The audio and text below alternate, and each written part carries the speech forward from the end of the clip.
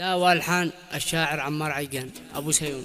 رب ضاق الحال وازداد الوجع، والنفس ضاقت بعد هذا الوجعه، وقعت وما ظنيت اني بتوقع، لكنها الاقدار لا جت قاطعه. فالحمد لك يا من اليك المرتجع، والشكر لك في الموجعه والنافعه. يقول ابو طاهر حنيني ما قطع، من بعد اخي عمار جات الفاجعه.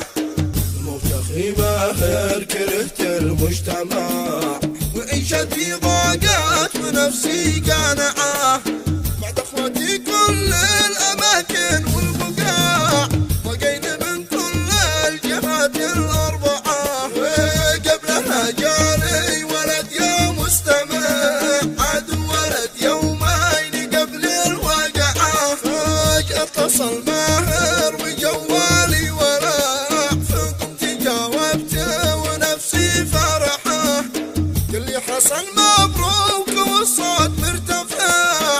فقلت عقبالك ورديت اسمعه، وبعدها جاء المدي كلهم طلع، لوصل صنعاء لاجل نقرا الفاتحه. واخي محمد بعد موته متجع، لكنني رزعه وروحي ضايعه، وولاد ماهر يشهد الله المطلع، بسيبه